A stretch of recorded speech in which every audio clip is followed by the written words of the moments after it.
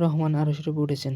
কোরআন, সুন্নাহ, সালাফে সালেহীন ও ইমামগণের ভাষ্যের আলোকে মহান আল্লাহর আরশের উপরে ওঠা, সবকিছু উপরে থাকা, সাথে থাকা ও নিকটে থাকার সিফাত তথা গুণ বিষয়ে বিশুদ্ধ আকীদা। Professor doctor Abu Bakr Mohammad Zakaria.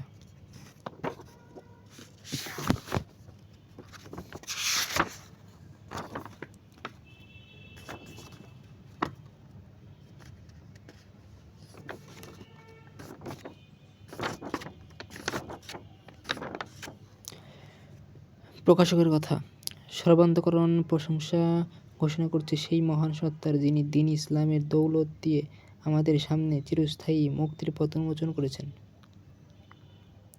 যিনি তার আরশকে সপ্তম আসমানের উপরে উঠিয়ে তাতে আরোহণ করেছেন আর তার সৎবান্দাদেরকে সেটি বিশ্বাস করার জন্য তৌফিক দিয়েছেন। সর্বত দরুদ ও শান্তি কামনা করছি নির্বাচিত রসুল সেই মুহাম্মদ সাল্লাল্লাহু আলাইহি ওয়াসাল্লামের ওপর, যাকে মহান রব আরশের ওপর থেকে ডেকে নিয়ে ওহীর নিয়ামতে ধন্য করেছেন। আমরা জানি ইসলামী জীবন দর্শন, বিশুদ্ধ আকীদার গুরুত্ব অত্যন্ত ব্যাপক ও অপরিহার্য। মুসলিমদের প্রত্যেক জীবন ইবাদত, সালাত, সিয়াম, হজ, যাকাত ইত্যাদি যাই করা হয়, সব কিছু কবুলের জন্য বিশুদ্ধ আকীদা একান্ত আবশ্যক। আর বিশুদ্ধ আকীদা বলতে তাওহীদ ও তৎসংশ্লিষ্ট বিষয়কে বোঝায়। বিশ্বনবী মুহাম্মদ সাল্লাল্লাহু আলাইহি ওয়াসাল্লাম নবুয়ত প্রাপ্তির পর মাক্কী জীবনে সালাত ফরজের পূর্ব মুহূর্ত পর্যন্ত একাধারে 10টি বছর শুধুমাত্র তাওহীদ তথা আল্লাহর একাত্মবাদের দাওয়াত দিতেন। পরবর্তীতে মাদানী জীবনে তাওহীদ প্রচার প্রসারের প্রতি সর্বাধিক গুরুত্ব আরোপ করেছেন। তাওহীদ মানেই হচ্ছে আল্লাহর সত্তা, নাম, গুণ, কর্ম ও অধিকার সম্পর্কে সম্যক জ্ঞান লাভ। তার মধ্যে প্রথমেই আসে আল্লাহ তাআলার সত্তা, নাম ও গুণ সম্পর্কে জানা। আল্লাহর আরশের উপর ওঠা এই আকীদাটি এ তিনটি অংশের সাথেই ওতপ্রোতভাবে জড়িত। আল্লাহর সত্তা, নাম ও গুণ সম্পর্কে জ্ঞান থাকলেই আকীদার বাকি বিষয়গুলো জানা সহজ হয়, নতুবা অন্ধকারে হাতড়ে বেড়ানোর মতো অবস্থা হয়।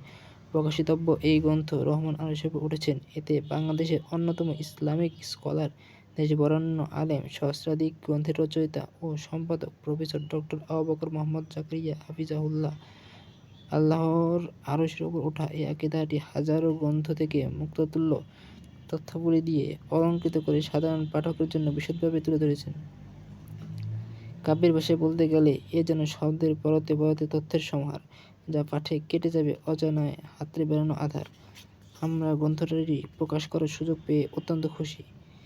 এজন্য মহান আল্লাহ তাআলার শুকরিয়া আদায় করার পাশাপাশি গ্রন্থকার থেকে শুরু করে এটি মুদ্রণযোগ্য হয়ে আসার কর্ম পরম্পরায় যারা সময় ও মেধা ব্যয় করেছেন, সকলের জন্য আরশে আজিম এর মালিকের কাছে সর্বোত্তম যা প্রার্থনা করছি। পরিশেষে একটি প্রার্থনা, হে আরশের অধিপতি, আপনি এই গ্রন্থটিকে আমাদের সকলের হিদায়াতের মাধ্যম বানিয়ে দিন। আমিন।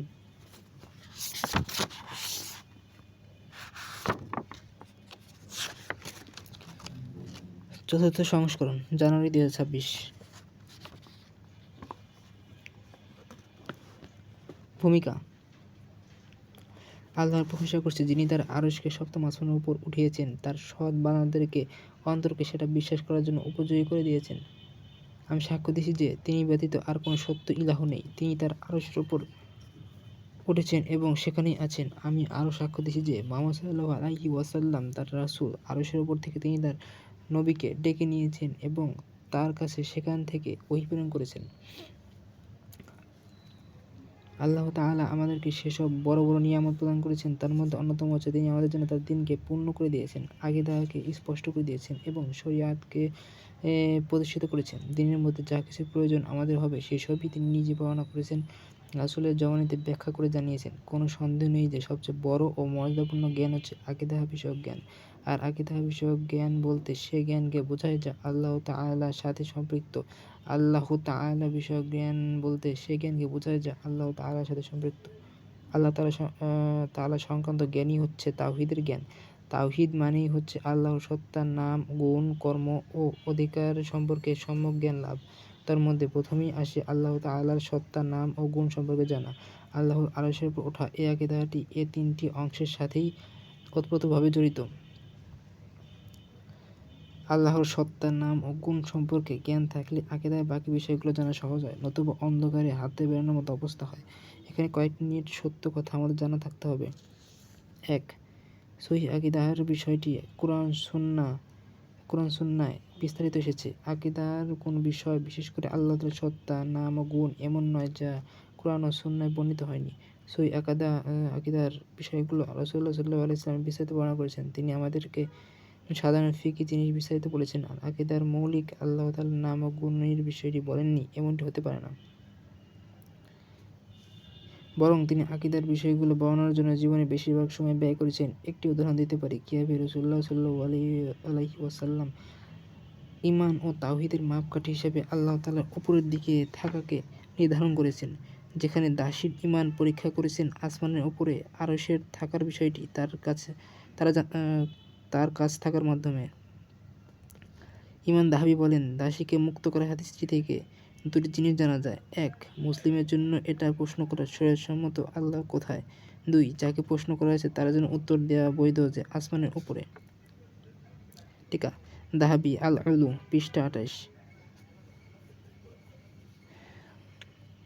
৩. সাহাবায়ে কিরাম রাদিয়াল্লাহু আনহুম আকীদার বিষয়গুলো বিস্তারিত বুঝতেন।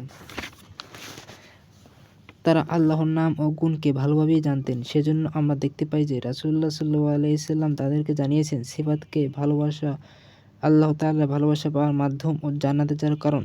হাদিসে এসেছে আয়েশা রাদিয়াল্লাহু আনহা বলেন, রাসূলুল্লাহ সাল্লাল্লাহু আলাইহি ওয়াসাল্লাম এক সাহাবীকে কোনো এক অভিযানের জন্য আমির করে পাঠালেন। তিনি সালাতে তার সাথীগণকে নিয়ে কোরআন পড়তেন। কিন্তু তিনি কিরাআতের সমাপ্তি টানতেন সূরা কুল হুয়াল্লাহু আহাদ দিয়ে। অতঃপর তারা যখন অভিযান থেকে ফিরে আসলেন তখন সাহাবীগণ সেটি নবী সাল্লাল্লাহু আলাইহি ওয়াসাল্লামকে জানালেন। রাসূলুল্লাহ সাল্লাল্লাহু আলাইহি ওয়াসাল্লাম বললেন, তাকে জিজ্ঞাসা করো কেন সে উক্ত কাজটি করত। তখন তারা তাকে জিজ্ঞাসা করল। সে বলল, কারণ এটি রহমানের গুণ আর আমি এটা দিয়ে সালাত পড়তে পছন্দ করি। তখন নবী সাল্লাল্লাহু আলাইহি ওয়াসাল্লাম বললেন, তাকে জানিয়ে দাও আল্লাহ তাকে ভালোবাসেন। টিকা সহিহ বুখারী হাদিস নং ৭৩৭৫, সহিহ মুসলিম হাদিস নং ৮১৩। অপর হাদিসে এসেছে আনাস ইবনে মালিক রাদিয়াল্লাহু আনহু বলেন, আনসারগণের এক লোক তাদের নিয়ে মসজিদে কুবাতে ইমামতি করতেন। তিনি যখনই কোনো সূরা দিয়ে সালাত শুরু করতেন যা দিয়ে সালাত পড়া হয়, তখনই তিনি প্রথমেই কুল হুয়াল্লাহু আহাদ সূরা দিয়ে শুরু করতেন, তারপর তা শেষ করতেন, তারপর এর সাথে অন্য আরেকটি সূরা পড়তেন, আর তিনি সেটা প্রতি রাকাতেই করতেন। তার সাথীরা এ ব্যাপারে তার সাথে কথা বললে তারা বলল, তুমি এ সূরা দিয়ে শুরু করো, তারপর এটা তোমার যথেষ্ট হবে মনে করো না যতক্ষণ না তুমি তার সাথে অন্য সূরা মিলাচ্ছ। হয় তুমি এটা দিয়েই সালাত পড়ো, নতুবা এটাকে ছেড়ে দাও এবং অন্য কোনো সূরা দিয়ে সালাত পড়ো। তখন সে বলল, আমি সেটা ছাড়তে পারবো না। যদি তোমরা পছন্দ করো যে আমি এভাবে তোমাদের সালাতের ইমামতি করব, তাহলে তা করব, নতুবা আমি তোমাদের ছেড়ে যাব। আর তারা মনে করত সে তাদের মধ্যে উৎকৃষ্ট, আর সে ব্যতীত অন্য কেউ তাদের ইমামতি করবে সেটা তারা অপছন্দ করত। অতঃপর তারা নবী সাল্লাল্লাহু আলাইহি ওয়াসাল্লামের কাছে এসে তাকে বিষয়টি সম্পর্কে সংবাদ দিলে তিনি বলেন, হে অমুক, তোমার সাথীরা তোমাকে যা করতে বলে তা করতে তোমাকে কিসে নিষেধ করলো, আর কিসে তোমাকে প্রতি রাকাতে এ সূরা পড়তে বাধ্য করলো। সে বলল, আমি এ সূরাটি পছন্দ করি। রাসূলুল্লাহ সাল্লাল্লাহু আলাইহি ওয়াসাল্লাম বললেন, এ সূরার প্রতি ভালোবাসা তোমাকে জান্নাতে প্রবেশ করিয়েছে। ৩. টিকা সহিহ বুখারী পরিচ্ছেদ ২ সূরা একত্রে পড়া, প্রথম খণ্ড ১৫৪ নং পৃষ্ঠা। তিরমিজি হাদিস নং ২৯০১। ৪. সাহাবায়ে কিরাম রাদিয়াল্লাহু আনহুম আকীদার মিশন নিয়েই দাওয়াতে বের হয়েছিলেন। তারা নিছক ফিকহি মাসালা নিয়ে বের হননি। তারা যদি আল্লাহ তাআলা সম্পর্কে না জানতেন তবে দাওয়াত কিসের দিকে দিলেন।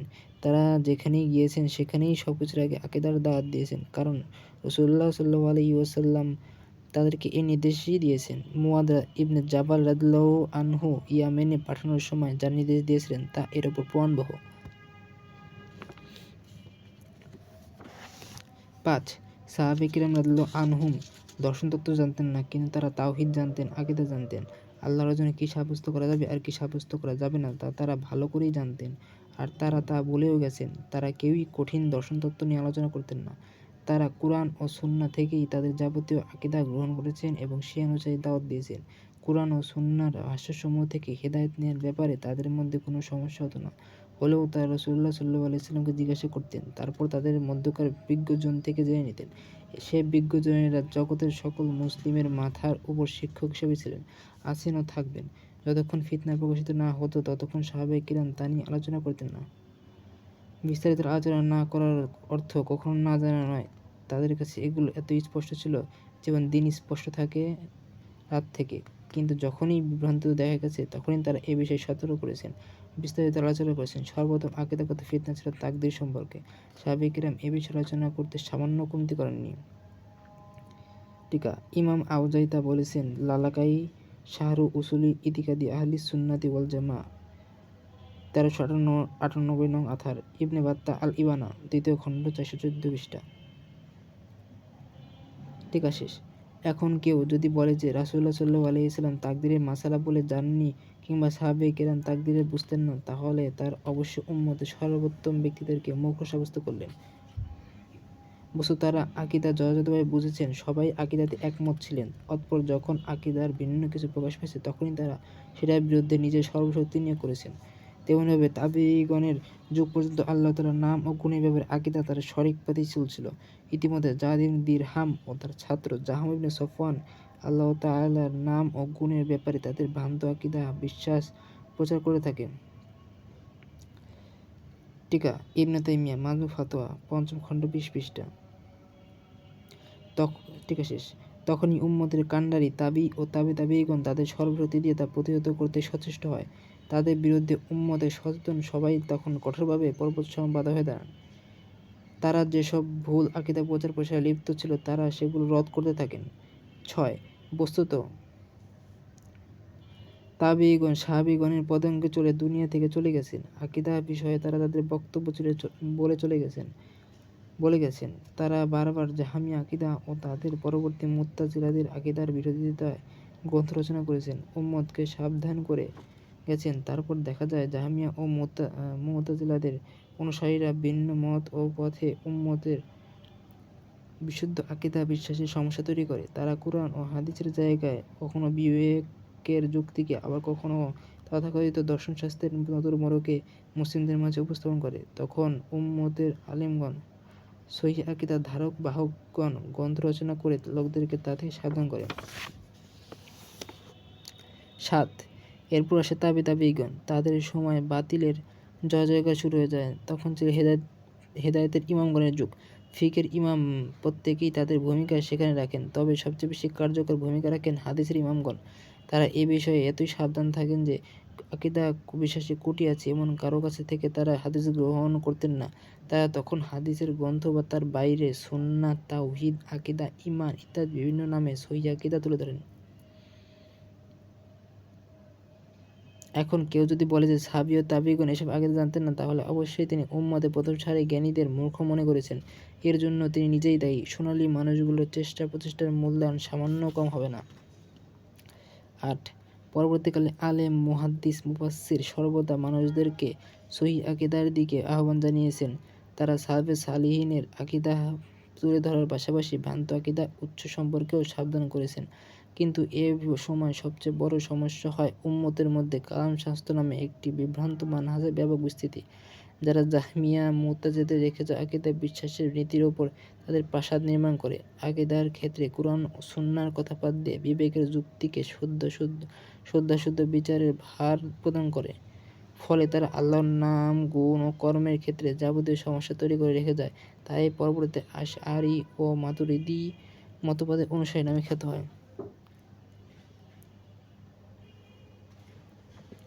9 হেদায়েতের ইমামগণ সালাফে সালেহিনদের অনুসরণ করে এসব ভ্রান্ত আকীদার বিরুদ্ধে কুরআন, সুন্নাহ ও সালাফদের আথার নিয়ে সেটার বিরুদ্ধে দাঁড়ায়, মানুষদের সাবধান করে। যেমন ইমাম দিমাইয়াতি মৃত্যু 705 হিজরি বলেন, বর্তমান সময়ে অনেকেই মানকুল বা কুরআন ও সুন্নাহর ইলম অর্জন বাদ দিয়ে মাআকুল বা দর্শনবিদ্যা অধ্যয়নে ব্যস্ত হয়েছে। তাই তারা ইলমুল মান্তিক পড়ে চলেছে। তারা বিশ্বাস করেছে যে কেউ এ বিদ্যা রপ্ত করবে না, সে কথাই বলতে জানে না। হায়, আমার বুঝে আসে না যে তারা এটা কীভাবে বলতে পারে। ইমাম শাফিঈ ও মালিক রহিমাহুল্লাহ কি তা শিখেছিলেন, নাকি এটি ইমাম আবু হানিফা রহিমাহুল্লাহর পথ আলোকিত করেছিল? এটা কি ইমাম আহমদ ইবনে হাম্বল রহিমাহুল্লাহ শিখেছিলেন, নাকি ইমাম থাওরী রহিমাহুল্লাহ সেটা শিক্ষা গ্রহণের জন্য ঝুঁকেছিলেন?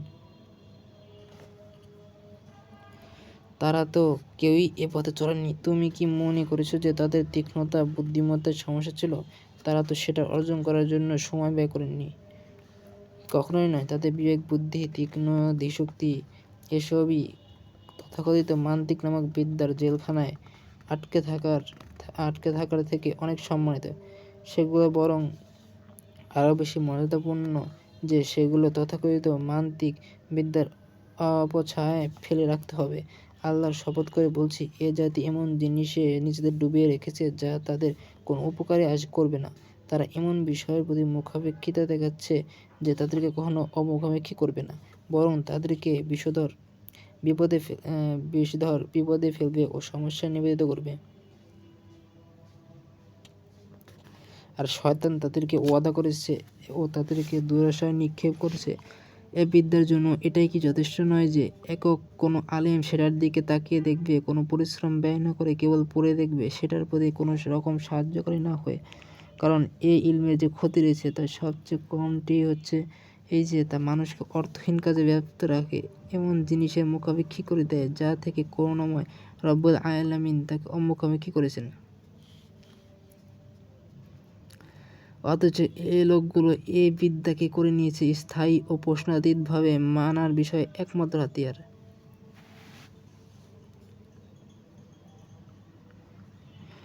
তারা এর মধ্যে প্রচুর দৌড়ঝাঁপ করে, এটা অর্জনের জন্য জীবনের মূল্যবান সময়গুলো ব্যয় করে। মনে হচ্ছে যেন তারা হিদায়াতের প্রতি আহ্বানকারী। মুহাম্মদ সাল্লাল্লাহু আলাইহি ওয়াসাল্লামের কথা শুনেননি। যখন কোনো একজন এ ধরনের বিদ্যার ইচ্ছা পোষণ করেছিল, তখন তিনি দেখলেন যে ওমর রাদিয়াল্লাহু আনহু তাওরাতের কিছু অংশ লিখে নিয়ে হাজির হয়েছিল, আর তিনি প্রচণ্ড ক্রোধান্বিত হয়েছিলেন এবং এর সংরক্ষণকারী ও বন্দোবস্তকারীকে বলেছিলেন, যদি মূসা জীবিত থাকত তাহলে আমার অনুসরণ ছাড়া তারও গত্যন্তর ছিল না। সুতরাং সেখানে কোনো ওজরই কাজে আসেনি, অথচ সেটা ছিল এমন কিতাব যা মূসা আলাইহিস সালাম নিয়ে এসেছিল আলো হিসাবে। তাহলে সে গ্রন্থ সম্পর্কে কী ধারণা করা যেতে পারে যা প্রণয়ন করেছে শিরকের অন্ধকারে বিচরণকারী হোঁচট খাওয়া ব্যক্তিবর্গ, যাতে তারা মিথ্যা ও অপবাদই শুধু আরোপ করেছে? হায় আফসোস সেসব বিনষ্ট উদ্ভ্রান্ত বিবেকদের জন্য যারা দর্শনের পথভ্রষ্ট সমুদ্রে ডুবে আছে। টিকা আদ-দেহলাওয়ী, আব্দুল আজিজ, বুস্তানুল মুহাদ্দিসিন। 10. বস্তুত হিদায়াত পেতে হলে অনুসরণ করতে হবে কুরআন ও সুন্নাহকে, আর সেটাকে বুঝতে হবে সালাফে সালেহিনের নীতির আলোকে। সাহাবায়ে কেরাম থেকে শুরু করে আজ পর্যন্ত যারা একই নীতিতে ছিলেন, তাদের নীতির বাইরে যত প্রসিদ্ধ আর গণ্যমান্য লোকই বিচরণ করুক না কেন, সে পথ হিদায়াতের নয়, বিভ্রান্তির। তাই আমাদের কর্তব্য হচ্ছে হিদায়াতের লোকদেরকে চিনে নেওয়া, তাদের কথাকে মূল্যায়ন করা। উপরোক্ত নীতিগুলোর আলোকে আমরা যদি আল্লাহ তাআলার কর্তৃত্ব, তার আরশে ওঠা আকীদাকে বিশ্লেষণ করি, তাহলে আমাদের নিকট কয়েকটি জিনিস স্পষ্ট হয়ে যাবে। 1. কুরআন ও সুন্নাহর অনুসরণ করে সাহাবায়ে কেরাম আল্লাহ তাআলার কর্তৃত্ব, তার আরশের উপর ওঠা কোনো প্রকার ধরন নির্ধারণ ব্যতীত বিশ্বাস করতেন। তাদের মধ্যে এ ব্যাপারে কোনো মত পার্থক্যই ছিল না, বরং তা ছিল স্বতঃসিদ্ধ বিষয়। 2. সাহাবায়ে কেরাম আল্লাহর সিফাতের অর্থ করতেন। সেসব সিফাত তারা বুঝতেন, তারা সেগুলো ধাঁধা মনে করতেন না, তারা সেগুলো কখনোই মুতাশাবিহ বা অস্পষ্ট বলতেন না। তারা আল্লাহ তাআলা কর্তৃক আরশের ওঠার বিষয়টি সাব্যস্ত করেছেন, বিভিন্নভাবে তারা সেটা ব্যক্ত করেছেন।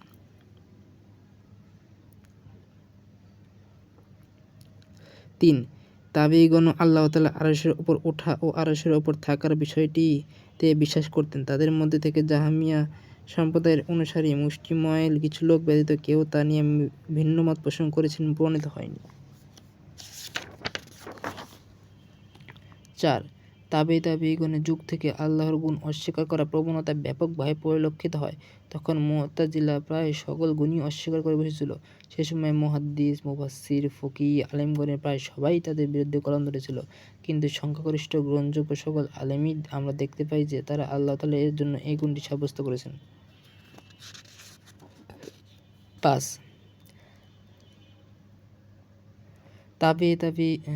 তাবেঈনের পরবর্তী সময়ে এসে গ্রিক দর্শন ও অন্য দর্শন দ্বারা প্রভাবিত হয়ে আল্লাহর গুণগুলোকে সাব্যস্ত না করার প্রবণতা প্রবলভাবে পরিলক্ষিত হয়। তখনও তাদের মধ্যে আল্লাহর সত্তাগত গুণগুলোকে অস্বীকার করা ব্যাপক আকারে ছিল না। যদিও তখন ইবনে কুল্লাবের আকীদা ব্যাপকভাবে প্রসারিত হওয়ায় তখনকার বহু আলেমের মাঝে আল্লাহর কর্মগত গুণ অস্বীকার করার প্রবণতা ব্যাপকভাবে শুরু হয়। সেজন্য আমরা দেখতে পাই যে কুল্লাবিয়া ফিরকার লোকেরা আল্লাহ আরশের উপর ওঠা অস্বীকার করতেন, কিন্তু তারা আল্লাহ তাআলা সর্বোচ্চ সত্তা, তিনি সর্বোচ্চ উপরে থাকবে সেটি অস্বীকার করতেন। এটাকে বলা হয় প্রাচীন আশআরী মতবাদ। যদিও ইমাম আবুল হাসান আল আশআরী এ মতবাদ থেকে পরবর্তীতে বিশুদ্ধ সালাফি আকিদায় ফিরে এসেছিলেন, তবুও তার দিকেই তার সম্বর্ধিত হয়। এই কুল্লাবিয়া আশআরিয়া মতবাদ প্রাচীন আলেমগণের মধ্যে উল্লেখযোগ্য ছিলেন হারেত আল মুহাসিবি, আবুল আব্বাস আহমদ আল কালানিসি, আবু আলী আস-সাকাফি, আবু বকর সাবগি প্রমুখ। তাদের কেউ কেউ আল্লাহ তাআলার জন্য আরশের উপর ওঠার গুণটি স্বীকার করতেন।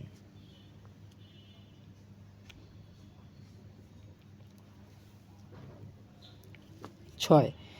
তাবেঈনের শেষ অংশে এসে আল্লাহ তাআলা ৭টি গুণ ব্যতীত বাকি সকল সত্তা ও কর্মগত গুণ অস্বীকার করার মাধ্যমে এ আশায়েরা ও তাদের প্রায় সম আকীদার মাতুরিদীয়রা আবার নিজেদের জাহমিয়াদের দোসর হিসেবে প্রতিষ্ঠিত করেছেন। তখনই তারা স্পষ্ট করে আল্লাহর আরশের উপর ওঠা ও সত্তাগতভাবে আল্লাহ তাআলা সর্বোচ্চ সত্তা হওয়া বিষয়টি অস্বীকার করে। কিন্তু তখনও হকপন্থী আলেমগণের জয়জয়কার ছিল। হিজরি ৫ম ও ৬ষ্ঠ শতকের পর থেকে আল্লাহ তাআলার সত্তাগত ও কর্মগত গুণগুলোকে অস্বীকার করার জন্য বেশ কিছু আলেম দাঁড়িয়ে যায়। তাদের কাছে বিবেকের যুক্তিকে প্রাধান্য দেওয়ার নীতি গভীরভাবে শেকড় গেড়ে বসে। তারা যেটাকেই হক মনে করে সেটার পক্ষে জীবনের মূল্যবান সময় ব্যয় করতে থাকে। এ ব্যাপারে তাদের হয়তো ওজর ছিল, কারণ তারা এটাকে বিশুদ্ধ মনে করেছে। ফলে আল্লাহর সিফাত তথা গুণ অস্বীকারী একটি গোষ্ঠীর দৌরত্ব সব জায়গায় দেখা দেয়। তাদের দাপটে অনেক সময় আলেমগণ পর্যন্ত হক কথা বলতে পারতেন না, অথবা তারা আশআরী মাতুরিদী আকীদার ভুল তথ্যকে সত্য মনে করে জীবন অতিবাহিত করে গেছেন। তাদের মধ্যে বিখ্যাত ছিলেন ইমাম নাওয়ী, ইবনে হাজার, সুয়ুতী প্রমুখ মনীষীগণ। আল্লাহ তাআলা তাদের ক্ষমা করুন। তারা এ আকীদায় বিশ্বাসী থাকলেও তারা এ আকীদার প্রতি আহ্বানকারী ছিলেন এমনটি বলা যাবে না। তাই তাদেরকে সরাসরি আশআরী বলার কোনো সুযোগ নেই, কারণ তাদের গবেষণার ক্ষেত্রে এটি ছিল না। তারা তাদের বিশেষ ক্ষেত্রে অনন্য ছিল। তবে এ সময় অপর কিছু আলেম ছিল যারা এ আকীদাকে প্রমোট করা, সাব্যস্ত করা, এর প্রতি দাওয়াত দেয়া, এর জন্য গোলামি করা সহ সব ধরনের কাজই করেছিল। তাদের অনেকেই সালাফি সালাতের নীতিকে মুসাব্বিয়া মুজাসসিমাগুলো অপমান করতে দ্বিধা করত না। কিন্তু হকপন্থীরা সবসময় ছিল, তারা সঠিকটিকে দিয়ে বাতিলকে প্রতিহত করেছে। উদাহরণস্বরূপ হিসেবে আমরা দুজন বিখ্যাত ব্যক্তির নাম উল্লেখ করতে পারি। তাদের একজন হচ্ছেন কাজী আব্দুল ওহাব আল মালিকি আল বাগদাদী রহিমাহুল্লাহ। তিনি বলেন, আল্লাহ তাআলা আরশের উপর ওঠার গুণে গুণান্বিত করা কুরআন ও হাদিসের ভাষ্যের অনুসরণ, শরীয়তের প্রতি আত্মসমর্পণ আর আল্লাহ তাআলা তার নিজেকে যে গুণে গুণান্বিত করেছেন সেটা সত্যায়ন। টিকা শারহু মুকাদ্দিমাতু আবু যায়েদ আল কাইরওয়ানী। আরেকজন হচ্ছেন ইমাম আব্দুল কাদের আল জিলানী রহিমাহুল্লাহ। তিনি বলেন, কর্তব্য হচ্ছে আল্লাহর আরশের উপর ওঠার গুণটি কোনো প্রকার অব্যাখ্যা ছাড়াই তার জন্য ব্যবহার করা, আর তা হচ্ছে আরশের উপর তার সত্তার ওঠা। টিকা আল গুনিয়ালি তালিবিল হক। তাছাড়া আরও অনেক মুহাদ্দিস, মুফাসসির, ফকিহ এ আকীদার জন্য সংগ্রাম করেছেন। আলোচ্য গ্রন্থে আমরা সে বিষয়টিকে বিস্তারিত তুলে ধরেছি। এই গ্রন্থটি রচনার ক্ষেত্রে আমাকে সার্বিক সহযোগিতা করেছে আমার প্রিয় পুত্র আব্দুর রহমান। সারাক্ষণ কিতাবপত্র সংরক্ষণ ও তথ্য উপাত্ত নিয়ে আমাকে সমৃদ্ধ করেছে। আল্লাহর কাছে দোয়া করি তিনি যেন তাকে কবুল করেন, তাকে দ্বীন ও আকীদার খেদমতে নিয়োজিত করেন। সর্বশেষে যারা এ ব্যাপারে বিভিন্নভাবে সাহায্য করেছে তাদের স্মরণ করছি। তাদের মধ্যে অন্যতম হচ্ছে তরুণ লেখক আব্দুল্লাহ মাহমুদ, যার অনুবাদ করা আল আরশ গ্রন্থ থেকে প্রচুর সহযোগিতা পেয়েছি। তাছাড়া আমার সহকারী মাওলানা মিজানুর রহমান ফকির গ্রন্থটি পড়ে ভাষাগত সমস্যাগুলো দেখিয়ে দিয়েছে, তার জন্য দোয়া করছি।